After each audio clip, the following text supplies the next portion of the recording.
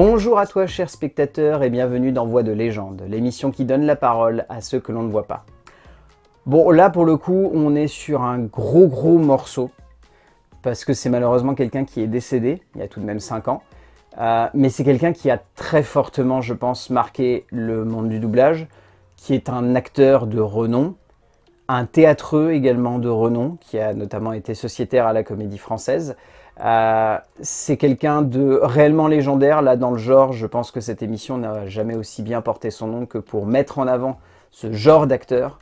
C'est un acteur iconique, et je pense que vous connaîtrez forcément Claude Giraud. Peut-être que sa tête ne vous dit rien, peut-être que vous allez vous dire « Oh tiens, peut-être que je l'ai vu dans un film à gauche ou à droite, ça me dit vaguement quelque chose ». Peut-être que j'ai entendu parler de son nom. Vous avez forcément déjà entendu parler de Claude Giraud, parce que Claude Giraud, c'est quelqu'un qui a commencé le doublage dans les années 70, qui avant a fait du théâtre, a fait de la télévision, a fait du cinéma. C'est quelqu'un qui a une carrière extrêmement prolifique, qui a fait beaucoup de choses et qui s'est fortement diversifié. Il est surtout connu pour avoir campé 3 acteurs qui ont vraiment marqué le monde du cinéma, que ce soit de manière artistique ou aussi la pop culture de manière générale. Parce que Claude Giraud, c'est Robert Redford. Bon, rien que ça, c'est déjà bien costaud, mais bon, ça n'est que le début. Claude Giraud, c'est également Tommy Lee Jones. C'est bien aussi, pourquoi pas. Voilà. Claude Giraud, c'est également Alan Rickman dans la saga Harry Potter. Et pas que d'ailleurs. Oui, la version française, cette fameuse voix incroyable du cul, Monsieur Potter.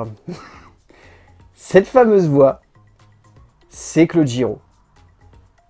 Claude Giraud a marqué énormément de cinéphiles, je pense. Moi, bien évidemment, si je pense à Claude Giraud, je pense aux premières découvertes avec Robert Redford, je pense au premier film que j'ai vu avec Tommy Lee Jones, enfin, j'ai un souvenir particulier qui pop.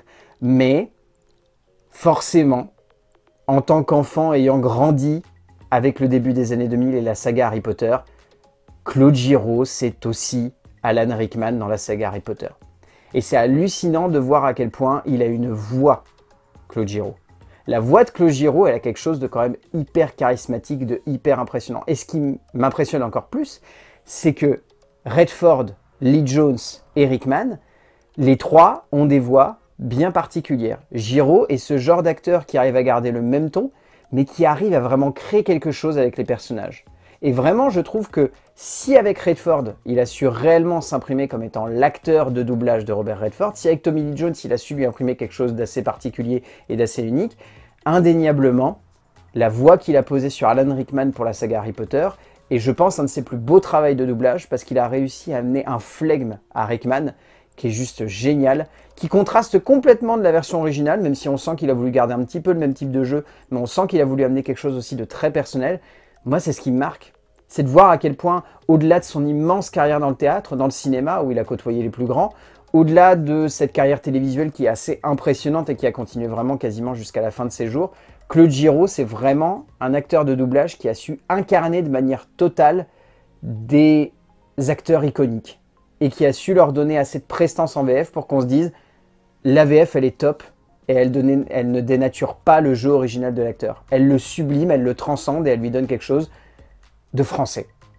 Et c'est ça sa plus grande force. Donc clairement, allez voir le travail de Claude Giraud, c'est exceptionnel. Et dans le genre, on peut clairement parler de voix de légende. Feu voix de légende, mais voix de légende quand même.